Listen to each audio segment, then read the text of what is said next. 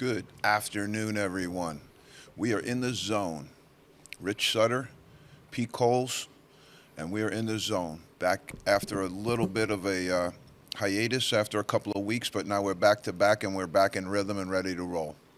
Pete, I wanted to give a name change today. We're going to start off with a name change for you. All right. I know this excites you. It's my New York background, and we like to give out nicknames. And so nickname was originally MV Pete because he did more than everything. I don't know how a person can do more than everything, but down here, MV Pete does. So I'm sure in the zone fans, everybody is excitedly in anticipation for this new nickname. And we are now going to call him Pistol Pete. Uh-oh. I got big shoes to fill. Big shoes. Now, why Pistol Pete? Okay, because as I said last week, I let this gentleman out of my sight for just a very brief time. And the reports out of Florida are that the engagement ring came out like it was a pistol out of Wyatt Earp's holster. He pulled it. He had a power move, and he made it. And so, at least until he changes things, we're going to go with Pistol Pete Coles right now, the all-time leading scorer in NCAA history. I know. Pistol Pete Maravich. Yeah. Huge. This is huge. That's This what I'm is saying. huge for the show, huge for you. Pete, I hope you can live up to it because this is big. This is absolutely huge. So, we're going to start off, as always, with our Sammy Tokov Feed 'em Fish section. Unfortunately, former Governor Baker's in the Feed 'em Fish brow today. Uh-oh. We got a statement from Governor Baker concerning the NIL. And this was a punt, folks. This was an absolute punt. Really? This was what I was concerned about when you put a politician into a job that's in, where they used to be. The problem with politicians, Pete, is that they can eloquently talk about doing nothing. And in the NCAA, you can't get away with that. This is real life stuff going on. And the punt on the NIL was, we're going to look at it. We're going to take it. I don't know if you can grab up his statement, but it was about as milquetoast of a statement as you can get. Did they mention Blue Ribbon Committee? Come on. There'll be some of that coming. They'll bury it in committee. They'll bury it in subcommittee, and they'll have all of these machinations going around. But at the end of the day, it's really bad for basketball. Really bad for basketball. So I just wanted to take out Charlie Baker for a second there and tell him, stop punting. Stop punting, Governor Baker. We need leadership.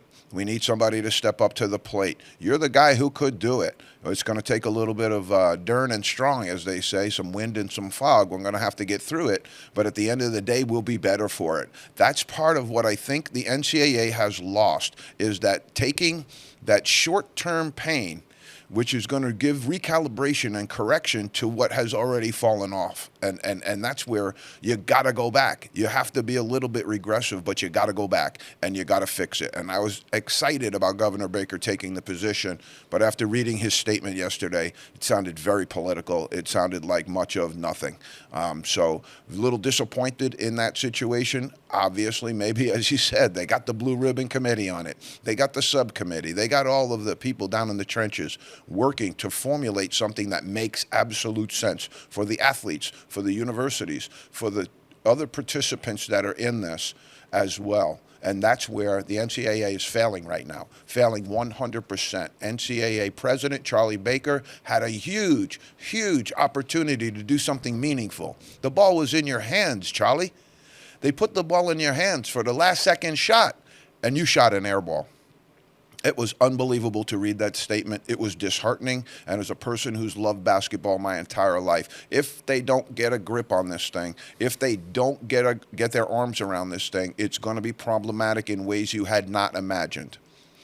This show has become a bit of a prophecy, as well, because what we say on show 1 becomes true 4 weeks later. What we said on show 5 came true 5 weeks later after that. What are we talking about specifically here? We talked about the NIL. We talked about putting all this money into young men's hands who are still in college and who are playing in games with Las Vegas betting lines on the game. That's a problem. And we have it now where Iowa State quietly is being investigated for numerous players who have placed numerous bets on numerous games, including their own.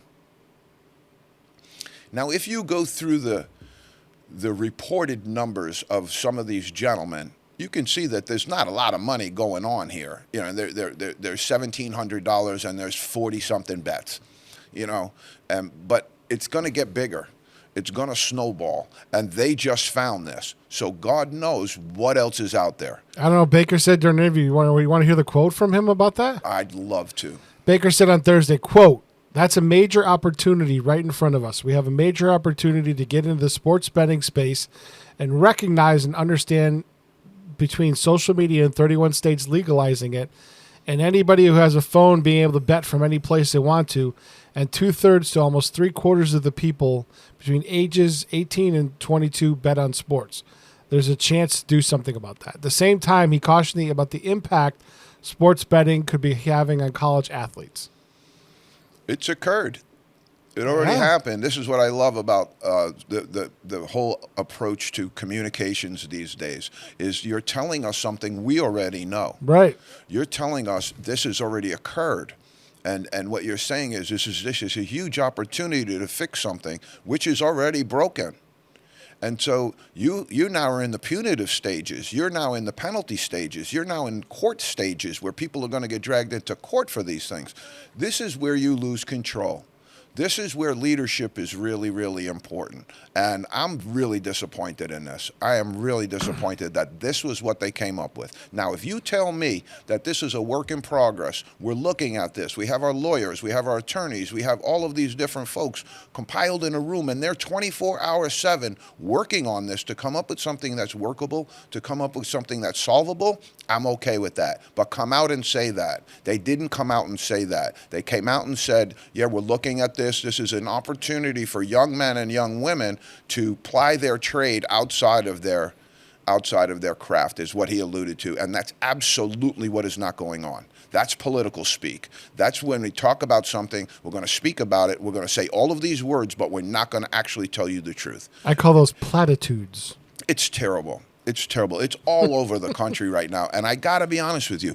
I really think people are regurgitating it. I think people are fed up with it. And I think that at the end of the day, there has to be some solutions in our society. At the end of the day, this team, this American team, has to come together and be able to forge the solutions of the problems that are in front of us. Right now, we either punt them or we monetize them. Yep. And neither one of those is good. I'm disappointed in Governor Baker. I'm disappointed in the NCAA, but that's not the first time that's occurred. So let's skip out of feed 'em fish. Let's get into coming in hot today. We did come in hot today, and I want to come in hot. It should. I mean, it warrants that. It's what people do for a living. These young men, their dreams, their hopes, everything. You know, you're about to get smashed. I'm going to tell them right now, you're about to get smashed. Yep. And the problem is that you haven't seen this in the media. You haven't seen, if you look in the Iowa newspapers, you're seeing this being covered. But if you look in the national media, it's not being covered. And there's a reason they're not covering it.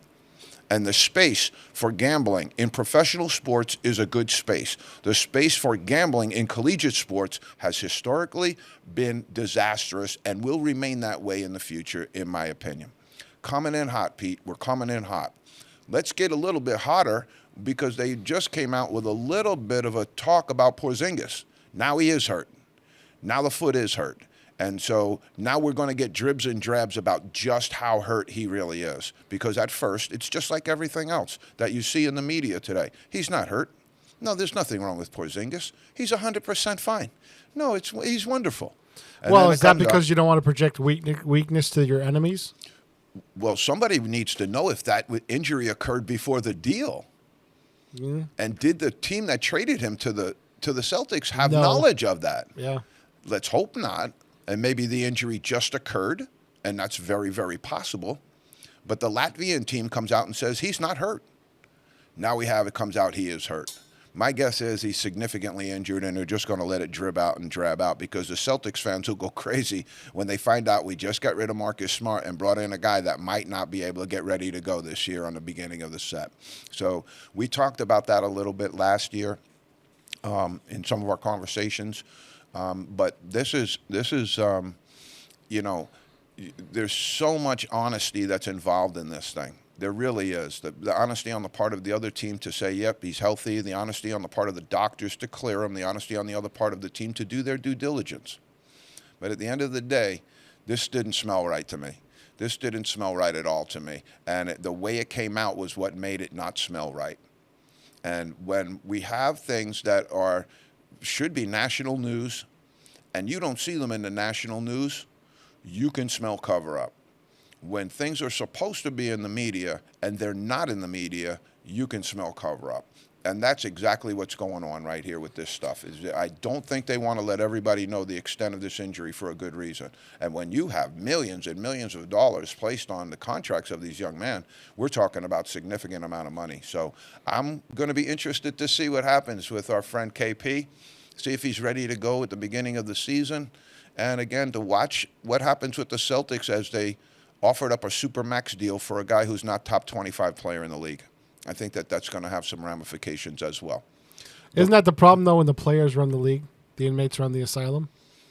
Is that these guys get deals that they really don't deserve? Would you turn down the money? No, I never turn down the money. Correct. And so I wouldn't turn it down. Does Jaylen Brown think he's worth $300 million? I never asked him. I don't know. But I don't expect him to turn down the money. The sanity has to come from some other place.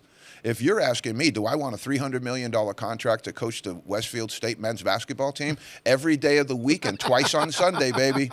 Every day of the week and twice on Sunday, okay? But it's up to the Board of Higher Ed and all the other people to say, yeah, coach, we appreciate you, but you're not worth that. And now you have a situation where we're going to look at this and say $304 million with a $20 million signing bonus. Oh, my God. It's unbelievable. For a guy that, I don't have him in the top 25, and I think he would be in the top 50, but I'd have to do the back end of the top 25 to really look at that and be sure. College basketball's so much more fun than the NBA, in my opinion, because the NBA is just so corporate. I think the NCAA is trending that way, but the NCAA is just so corporate. When this comes in, instead of, you used to hear from Red Auerbach, he would go in the stands, he would light up a cigar, and he'd go, Larry Bird's back is bothering him. He's not going to play for a little bit of time. And that would be the end of it. Yeah. Now you have publicists and the team and assistant general manager and the training staff and everybody. It's just convoluted to a point where they want it convoluted, I believe, because it makes it much more difficult for the average person to stay up with it. It's very, very difficult to stay up with all of the stuff that goes on in there unless you really, really do pay attention to it. It also stays longer in the news cycle if you can do that. Right, and it's one of the reasons my guy, St. Bonaventure graduate, Adrian Wojnarowski, is getting a huge contract from ESPN because information is valuable. The information that Adrian comes up with is valuable, so that's where the market is, and I hear that. But some of the stuff that's going on with the players, I think, is going to be, remind yourself also that they do put lines on the NBA games as well. They do put lines on the NBA games as well. And some of the stuff we heard in the refereeing scenario that went on years and years ago, it was staggering. Yep. It's staggering. And so when you look at, let's just say, government or governance, what's the job? And the job is to make sure that what is the core fundamentals of what attracts people to what you do. In the government, it's legitimacy. You think the government is doing right by the people. In NCAA, you think the government is doing right by the student athletes, the fans, and everybody else. Can I chuckle now? you're gonna get your money. You're gonna get your money chicker out there soon. That little clicker thing that you hit and it goes cha-ching. Yeah. And so that's the root of all of this for sure.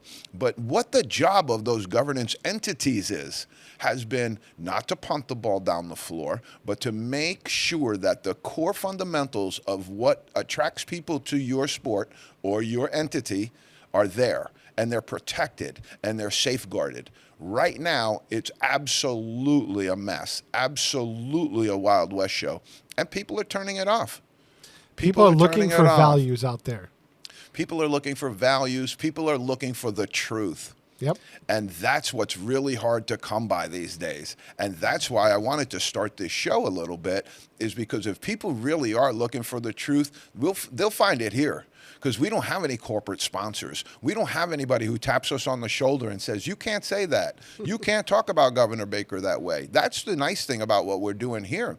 But the other piece of it is where is our magnitude? Where is our volume? And where is theirs? You know, and that's the whole thing. They're a national sports network, you know. But what you're seeing is a trend. And you'll see a trend away from those national networks onto podcasts and small shows like this, where people are trying to pick up really good information and hear it delivered truthfully, not filtered, not brought on by corporate entity and by corporate malfeasance that taints it. Just give us the truth. Yep. Because the American people, for a long time, have been told, you can't handle the truth. Remember Jack Nicholson? He was absolutely right. A long time it says, you can't handle the truth.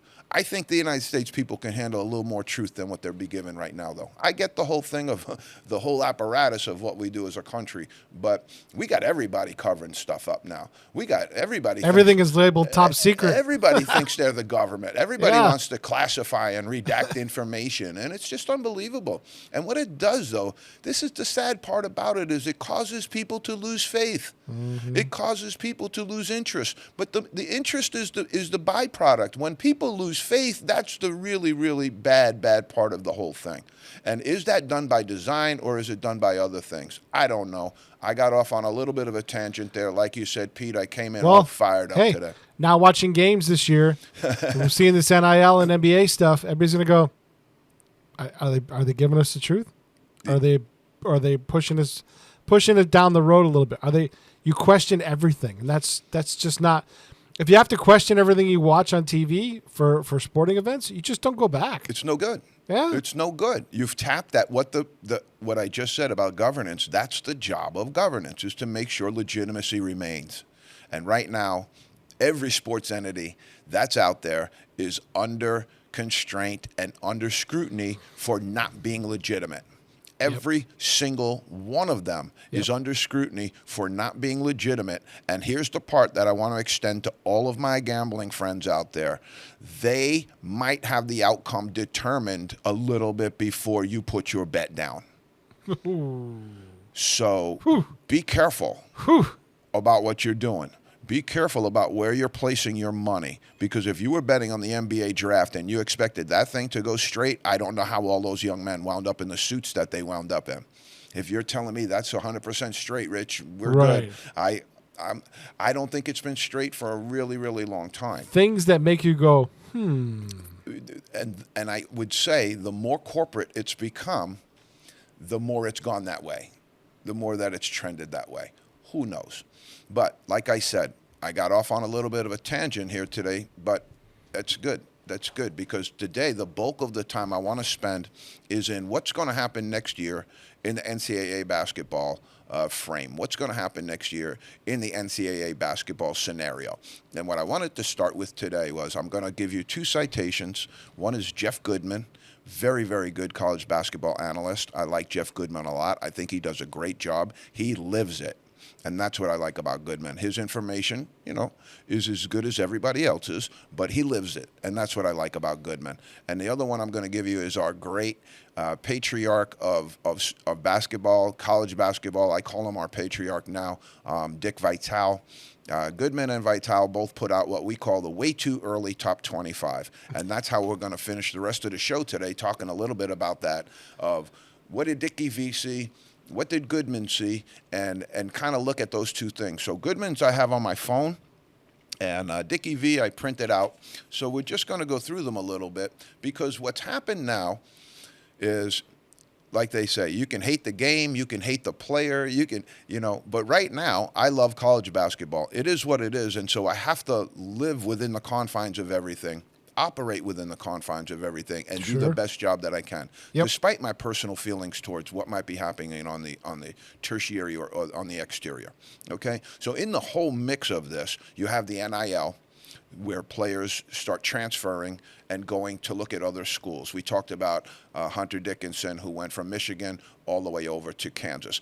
To me, and I'm going to, because we came in hot today, Pete, we might as well stay hot. Michigan couldn't match Kansas's offer. You lost your player, and they paid him $2 million, and the big Michigan Wolverines couldn't match that offer? Or was there something else there? $2 million for a college player. $2 million Seriously. $2 million. Wow. Here's what I want to know. Just that boggles my mind. Who gave them the money? Who is giving all of these young men the money? Yeah, where's it coming from? Where is the list of people who are now X amount of dollars? Because in every single, are they going to pay taxes on that money? I would assume. That's income. It's income, right? So they're going to pay taxes on it. So how are we now charting all of these dollars that are coming into it and saying, okay, this is what the deal was? They don't want those deals out there. They don't want that kind of information out there. And they don't want it to be as organized as I'm asking for it to be. They don't want that because that is going to expose a lot of things they've been doing and exactly where is this money coming from? Do you have any sourcing on where this money is coming from? Is it coming from good sources? Is it coming from legitimate sources? Well, because is it those coming sources from sources that are illegitimate who might want a price line on the game? exert influence. Right. So that's the thing you have to be worried about. Doesn't seem like they're worried about that. No. And I don't think they're worried about that for a reason. Because what happens is if you can pay people enough money, they stop worrying about anything. They're not worried about anything at the upper echelons of some of these levels. When you pay a coach $5, $6, $7 million a year, they're not worried about anything. They don't have any worries. When you give a golfer a $50 million Nike contract, he's no longer worried about winning the game or doing well in his match. You've taken all of that away. And so that's the kind of land where we live right now. I don't know that it comes back. I think the money's ridiculous, and I think the way that it's being thrown around is ridiculous. And when that happens, bad stuff usually follows. But top 25, I'm going to go with Dickie V right now because I think both of these gentlemen got something wrong. They like the Dickinson over to Kansas thing, and they think that makes a huge, huge difference. Kevin McCullough coming back to Kansas is a great player for them as well, but they think Dickinson makes a huge difference. So they listed Kansas number one. They have Duke. Both of them have that 1 and 2. They have Kansas number one. They have Duke number 2. I'm going to tell both of them, I love you both, but you're wrong. Duke's much better right now than Kansas. Duke's basketball team is in much better shape than Kansas's basketball team is. And we're going to talk about that a little bit. Some of it's been brought on by the fact that Kansas has gotten hit with some of their players leaving early, and Duke has as well, too. But Duke's recruiting right now is absolutely off the charts. When they heard Kyle Filipowski was coming back to school, Mackenzie Mbako decided not to go to Duke. It didn't slow them down one bit. They may sign Cam Boozer and Cooper Flagg, who we talked about, best player in the class of 2025.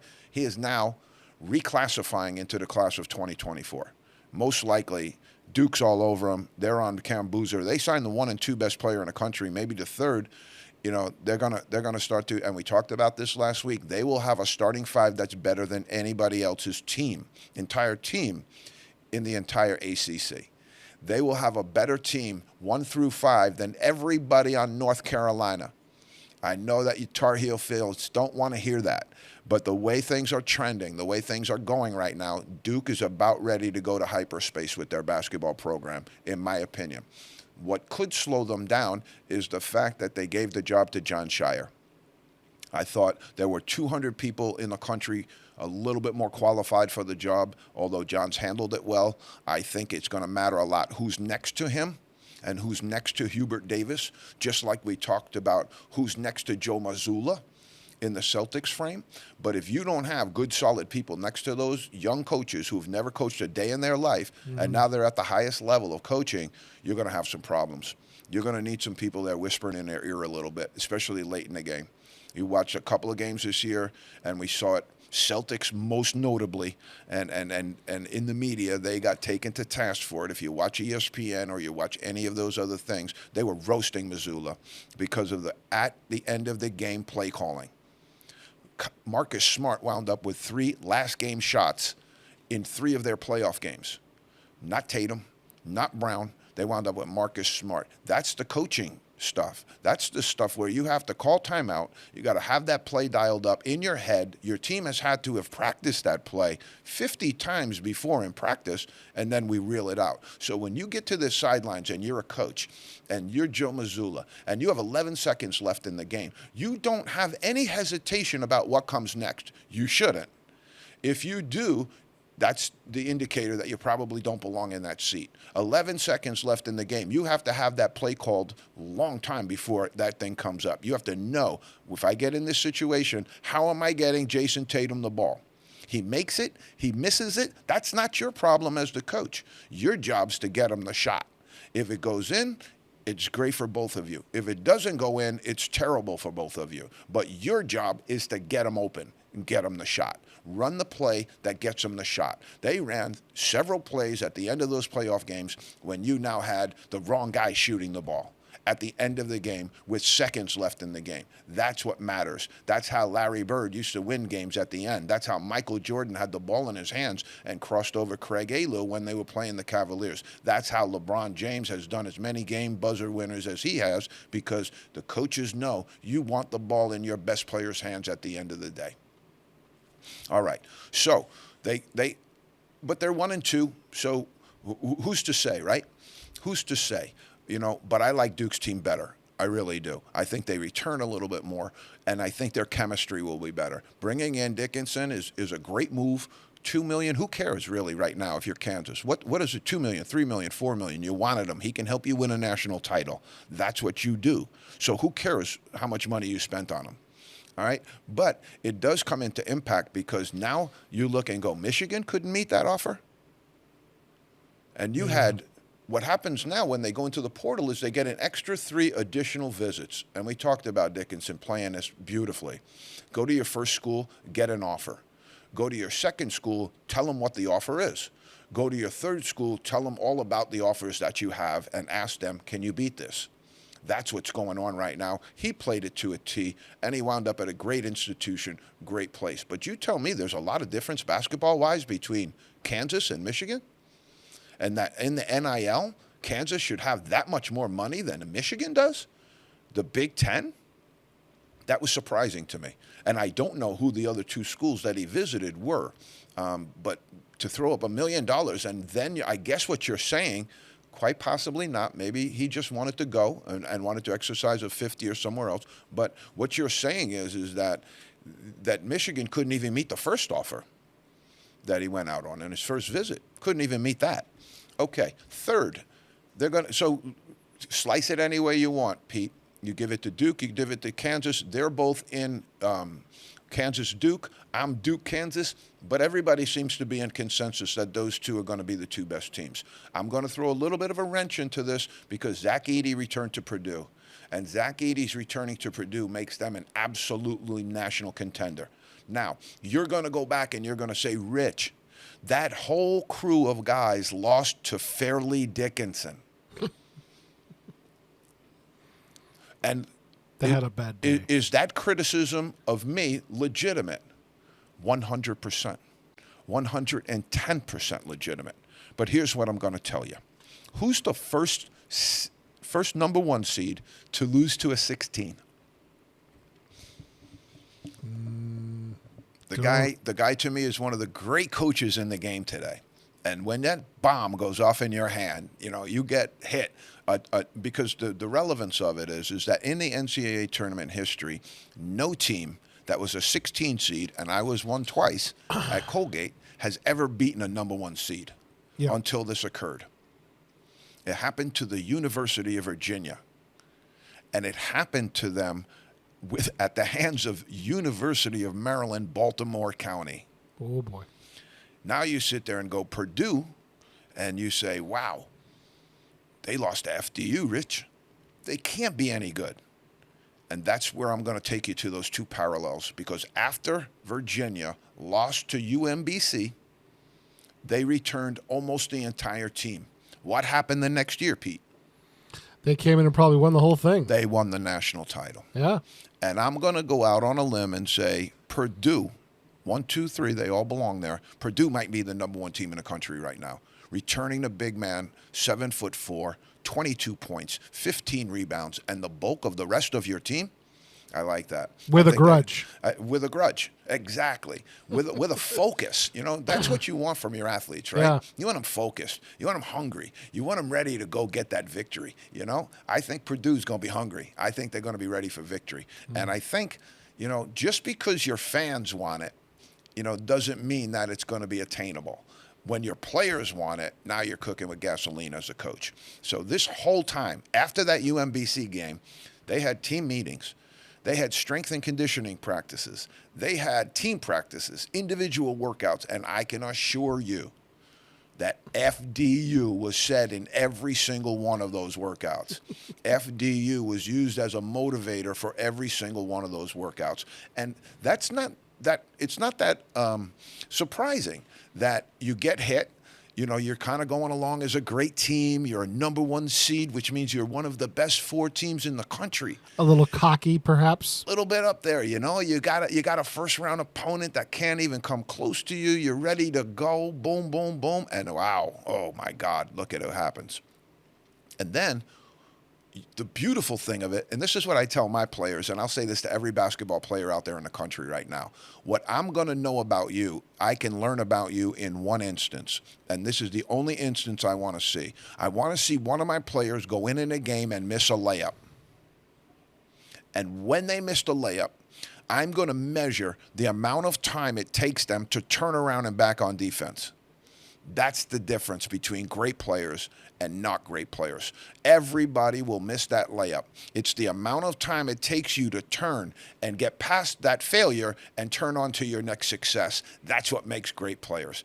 I think it was Winston Churchill who said something about that, who said, you're only in between your next failure and success. You know, you're just in the middle of it, you know, and I'll get the quote for next week, but it was a great quote. But I like Purdue. I really do like Purdue.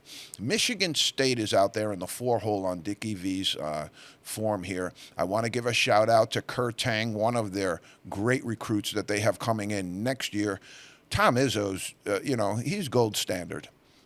Tom Izzo is gold standard, and I just wanted to, you know, to say that the level that he's been able to keep that program at, not being at North Carolina, not being at Duke, not being at Kansas, not being at one of the great storied traditional basketball programs, I think has been one of the great things in my lifetime, is watching his program come up and achieve the level of consistency that they have. And bringing in Kerr Tang next year, who I think is one of the best players in the upcoming class, isn't going to hurt them keep that thing together.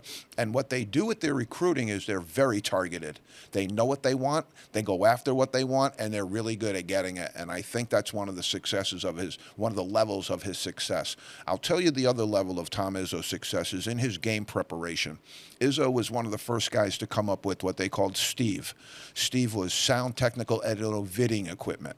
And he would take his Steve guys and put them in a hotel 5-6 days before the NCAA tournament started with every video they had collected on the year. And then they just start to break them down and break them down and break them down. And they bring the team in for 15 minutes and they go, okay, we're playing this team on Sunday. This is what their number one play is. We're playing them. Now they leave the room, they show them the second play. They leave the room after 15 minutes. They bring them back in, and they show them 2 more plays 15 minutes later.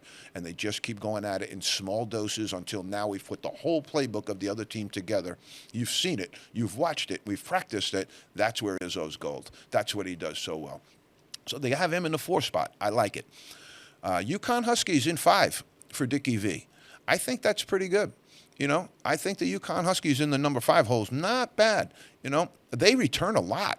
I know they lost a lot, but they also return a lot. And I think that there were some players on their bench that are going to be really, really good coming up in the future. What you have, though, is you have Klingon and you have Karam back, and those are two of the best big men in the country. And if you got good big men and good guards, you can really do a lot of damage. So at 5, I like UConn at 5. I thought Dickie V, was good shot there for them. Marquette, he has in the 6th hole. Shaka Smart. It's amazing what a little bit of geography can do. He was at Texas, and the people at Texas, I guess, weren't happy with what he was doing with the program there. They made a change. He wound up landing at Marquette, and that has been an absolute great situation for Shaka to be at Marquette, because he's had a little chance to recalibrate and get some players that fit into his system. But here's what I would say to Shaka. And I say this to a lot of the other coaches. What happens with some of these young coaches is they have a philosophy that's really, really successful for them when they're a young coach, and the philosophy helps them move up as a coach. He was the head coach at Virginia Commonwealth, and they pressed all day, every day. When they got to Texas, somebody talked them out of that system. And as a result, they kind of struggled about him being able to teach what he knew best, and about the team buying into the vision of what the coach was saying. And so somehow at Marquette, they've recalibrated a little bit. And I think as coaches, we learn every single day. Coaches go out of the house, they learn every single day. So Shaka's a really intelligent coach and a really smart one that's always looking to improve and get better. And I think that he found his place in Marquette, and them being in the 6th hole after losing Olivier Maxence Prosper to the NBA, I think that bodes well for their program, because that young man's a great player, and losing a great player like that and still being able to maintain a top 10 for him, that's exciting. That's exciting for the Marquette fans. This gentleman, over the course of the last 5 years, has been the number 1 coach in college basketball. Kelvin Sampson of the University of Houston. Unbelievable job he has done with that program. He has them back on the Phi Slamma Jamma level, but he's doing it differently than they did with the Phi Slamma Jamma level. The Phi Slamma Jamma thing was built on dunks, on offense, on open court floor, and it was a different type of hybrid. What this gentleman has done is he's taken defense to a different level, and the Houston's defense is the best in the country, hands down. Kelvin Sampson, to me, over the course of the last 5 years, has been the number 1 coach in the country, doing what he's done at a program that's, again, not one of the storied programs that you see. But if you're a defensive guy and you really, really like to watch teams play defense, and I do, turn on Houston, because Kelvin Sampson's helping recovers. They're contesting of shots, all of the little stuff in the defensive stuff that gets a twinkle in my eye. Kelvin Sampson's teams do all of that, and they do it extremely well. So when you play defense like that, you're going to be good all the time. And I think that's what he's learned over the top of his career is, let's be really good at something, and then we can build our bones around that. But again, Jerace Walker, Marcus Sasser, not only are they playing great defense, winning at a very high level, he's also sending a lot of players to the NBA. He's sending a lot of players onto that next level, to great contracts, to really, really good situations in their life. And that's got to be exciting for Coach. But again, last 5 years, Kelvin Sampson, number 1 guy. This gentleman, they have him listed, here, Creighton Blue Jays. I think that Greg McDermott is the best offensive basketball mind in the game today, in the college game. If you look at a lot of the stuff that's on YouTube now and all of these different places that I look to find plays or to find what the coaches are running, what's the new move, what's the new nuance, what are those new things, Greg McDermott's been on the cutting edge of that stuff for a really, really long time. That's why his teams at Creighton, out in Nebraska, where there's not a good basketball player for 300 miles radius, has been as good as it has, because Greg McDermott is the greatest offensive mind in the game today, in my opinion. I always thought it was Pete Carrill back in the old day. He was an offensive genius. And things have changed, obviously, but watch McDermott's teams play. If you're a basketball purist, you want to watch Greg McDermott's teams play, and he's the reason that they've been able to stay at that level. Next, we're going to piggyback right back onto Mark Few. Same type thing as McDermott. He's been able to take a program that hasn't been a storied program and elevate them to heights where I don't remember the last time any Gonzaga team in the beginning of the season was not in the top 10 preseason. Think about that. This is a small Jesuit school out in Spokane, Washington, with some of the kind of limitations on recruiting that you have at other places like Nebraska and some other places where there's not a talent base around there. If you're the head coach at Georgetown, okay, you have 5 states right around you that are absolute basketball factories. You have New Jersey, you have New York, you have Connecticut, Massachusetts is loaded right now. Washington, D.C. has been one of the best basketball areas for many, many years over the time, and that's right in your backyard. And so that's the piece of it that's a little bit different right now. I don't know how that shapes out in the future for some of those schools, but with the NIL, obviously, you can just buy players now, so who cares where they are.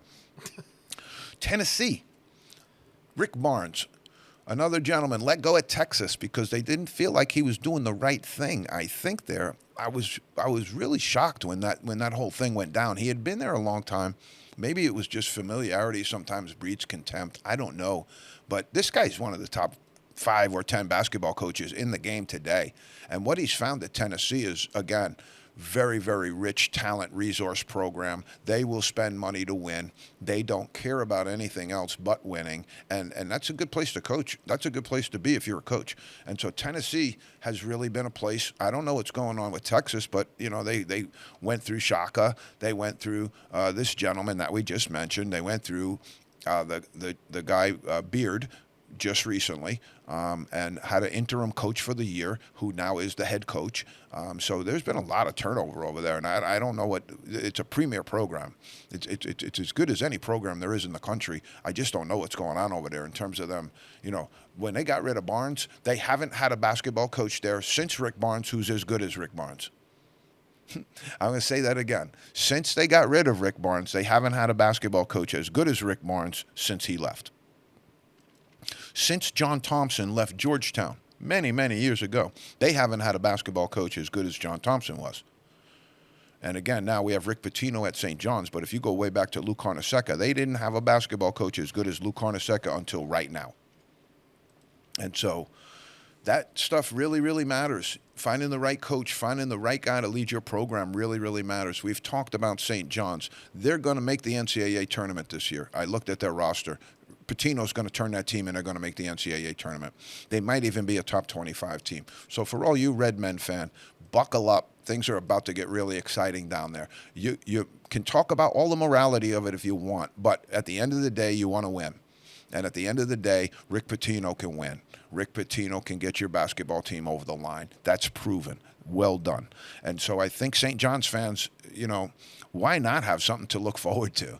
You know, why not? It's so much more exciting to have something to look forward to. So we go at 11 with Florida Atlantic. Again, Dickie V, I love you, baby, but Florida Atlantic at 11 is way, way too low based upon what they did this year. Were they in the Final Four? Yeah. Did they return almost every single player to the team that was in the Final Four? Yeah. So I don't know how we got them at 11, but you know, that's kind of the bias that goes with the bigger teams, I think, as well, too. But you're going to notice we picked Duke 1 or 2, and now we're all the way down to 11. We're going to carry Arizona Wildcats at number 12, but we haven't mentioned the Tar Heels at North Carolina yet, and I know the fans down there don't like that. So we got Florida Atlantic at 11. We have the Arizona Wildcats at 12. They have so much talent on that team. I think Tommy Dempsey's done a great job with them. I just think they're a little bit similar to Kentucky right now, where they're losing a lot of their players after 1 year, after 2 years, and program consistency is a problem. Being able to maintain chemistry, consistency, and where that really matters is where your seniors are mentoring your freshmen. That's where it really, really matters. If you don't have seniors around to mentor your freshmen, your leadership on your team is going to suffer. And so that's where I think some of the other teams have done well in really staying, you know, with, there haven't been a lot of them, but some of the teams are staying with, we don't need the NIL as much as everybody else. And we don't need the portal as much as everybody else, because as much as everybody looks to those two things as the future, as the way to go, it might not be good for your basketball team. And so I think Greg McDermott and some of those guys have been able to really maintain what they do well by maintaining program integrity. I say this to all of the coaches out there. You're going to be with these young men for over 100 days in a row. couple of days off in between, but you're going to be with these young men for a long, long period of time. You better enjoy them, and you better like them, and you better think that they're doing the right thing by you and you're doing the right thing by them. Otherwise, those 100 days becomes a prison sentence. And it's an incarceration of your own doing with the coaches, because they want to get that highlight film reel. They don't want to go and get a guy who's got a 4.0 and does great job, and the Ivy Leagues are looking at him, but yeah, we don't want him because, he's just not one of our guys, that type of stuff.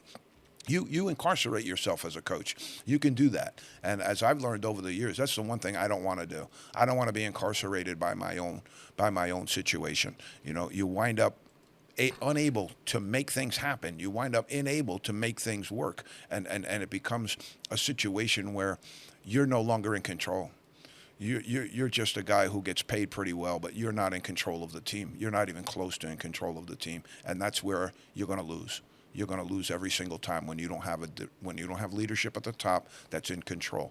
You want to talk about Rick Pitino? Leadership at the top, he'll be in perfect control of that team every single minute that they're out there, from practice one all the way through to the end of the season. They're in good hands. So that matters. That matters. Okay, so we're in the Arizona Wildcats. Now we come to Kentucky. And Kentucky's ranked 13 out of 25 top 25 teams. Okay? And everybody in the country, in the world, would be happy being 13th out of 25th, except everybody in Lexington, Kentucky. To them, 13th is last. And so Calipari's got his issues out there. They just brought in Trey Mitchell, which I think will help. But they're in a situation now where the one and done, what they became famous for, the one and done them. And so they're now in a situation where their roster turns over so rapidly, so quickly, that they're having trouble maintaining chemistry, maintaining program integrity, maintaining a group of guys around who have the experience that you need in an NCAA tournament as well. And so that's kind of bit them in the heel a little bit and slowed them down a little bit. Calipari has to go back to what John got into the business for: team defense, team offense, share the ball, see the ball, and then you'll be fine. But until they put that program integrity back in, John's just going to be incarcerated. And John's been incarcerated there for quite a long time. I hate to tell everybody that, but that's the nature of this beast. So as we move on through Kentucky, I think Kentucky's going to be a little bit better than where they're posted right there, that Dickey has them at 13th.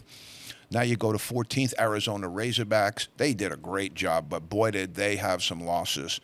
They lost Anthony Black, who was drafted 8th. They lost 2 or 3 other players in the NBA. I think they had 4 players. Jordan Walsh was drafted by the Celtics. I think the Arizona Razorbacks had 4 players that were drafted in the NBA draft, which is great for them, but it's really difficult to replace all of that and maintain your momentum when you're having that much kind of break in what you're doing. I didn't add it all up, but I guarantee you they lost 50 points in scoring. And you can now look around and say, okay, I'm going to go get this transfer and we're going to get this guy. And they did. And they did. Arkansas has always been able to get players, but now we're going to see how Coach Musselman can train that, how Coach Musselman can keep that chemistry moving in the direction that you want a coach to have that chemistry moving. So, again, Arkansas at 14, not bad considering what they lost. 15, North Carolina Tar Heels. Whew. Let's talk about the Kentucky scenario right here. Everybody in the country is happy being 15th in the country except anybody in Chapel Hill. There's going to be immense pressure on Hubert Davis this year to get this team ready, to get this team moving. And from what I've seen in the past is that they've fallen off recruiting-wise tremendously. They're nowhere in the caliber of what Duke is doing right now recruiting. They've fallen off tremendously. What are the reasons for that? There are a myriad of reasons for that, but they have fallen off tremendously and in the recruiting, and that's going to show up on the basketball court. And so what I'm afraid of also is, because I have a national holiday that I call Coaching National Holiday. There's 2 of them, and that's on the evening of the Duke-North Carolina game. I watch every Duke-North Carolina game. I love them. They're the most exciting basketball games in college basketball that you can watch. What am I afraid of? Those games become meaningless now because North Carolina is going to slide. And right now, the way the recruiting thing's going, Duke's going to make up some ground here. And Duke's about ready to level everybody in the ACC. We've talked about that. Jimmy Larinaga, coming in at 16, my Bronx compadre, Jimmy Larinaga, I think they're better than that. I think they're much better than that. Jim has brought a team to the Elite Eight 2 years in a row. They have Pack returning. They have Norshad or Mir returning. They have some really good pieces there. And if anybody found this out by right now, Larinaga knows what he's doing on the sidelines. Okay, you grew up in the Bronx. The Bronx basketball is, I'll give you a scenario that I ran into, might have mentioned this once on the thing, but Bronx basketball is unto itself. And so I was an altar boy. And I was getting ready for 11 o'clock Mass, and the priest is there, and we're looking out, and the priest takes back the curtain, and he looks out, and he has a disappointed look on his face. And he looks, and he says, geez, that's not a great crowd, for 11 o'clock Mass. And he turns to me, and he looks at me with this defeat in his eyes, and he goes, I'm not sure in this parish who's in first place, God or basketball. And I felt for the man. I really, really did. But I also wanted to take an opportunity to illuminate him. And so my next phrase destroyed him almost. But I'm an altar boy. You got to tell the priest what he needs to know. So this is what I said to him. I said, Father, if you're late on Sunday, you can find a seat anywhere. No problem. You can sit in the first row if you're late on Sunday. You show up late to the schoolyard on Saturday morning, and you're going to sit like Jonah in the belly of the whale waiting for next. So I'm sure that doesn't help you much, Father. I'm sure that's not going to make your day.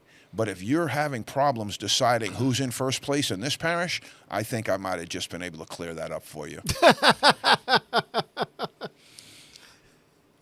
Love Larinaga, though. Good coach, and they'll be better than that. I give the Miami Hurricane fans a little bit of promise, a little something. You guys will be in the top 10 this year. That's my guess. I think the standard they've done there has been amazing. Really, really does. Texas A&M Aggies in the 17 hole. Surprising. But again, they have a good coach. They got buzz. And when you play his teams, you run into a buzz saw. He has good offense. His teams play good defense, and they're fundamental. And so Texas A&M, Aggies, you could go a little higher too because they had a really good run in the NCAA tournament this year. Got bounced around a little bit at the end, but they had a really good run in the NCAA tournament. I was pretty sure that they returned most of their players as well. Texas A&M isn't exactly a basketball school. They asked Tom Penders when he became the head coach at the University of Texas. He was a Bronx guy. Was the head coach at Fordham, somebody I knew, and they said when he got the head job at Texas, they said, Tom, what's the number one sport out in Texas University you're at? And he goes, football. And he said, Tom, what's the number two sport? He said, spring football. So Texas A&M being where they're at, doing what they are, I will say this, though. The state of Texas is loaded with talent. If you're looking at the University of Texas and you're saying, okay, football and basketball players around there, the state is big. And it is absolutely loaded with talent.